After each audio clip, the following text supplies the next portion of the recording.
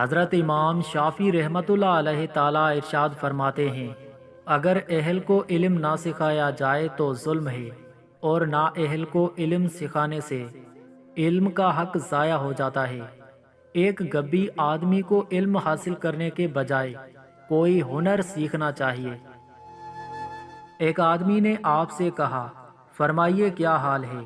آپ نے جواب دیا، اس کی حالت کیا ہوگی جس سے اللہ تعالیٰ قرآن کا، رسول اللہ صلی اللہ علیہ وآلہ وسلم سنت کا، اہل و عیال روزی کا اور ملک الموت قبض روح کا مطالبہ کرتا ہے۔ ایک شریر شخص کو علم اور زیادہ موذی بنا سکتا ہے۔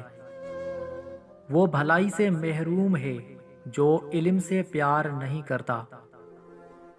گناہ کو گناہ جان کر بھی کرنے والا جاہل مطلق ہے۔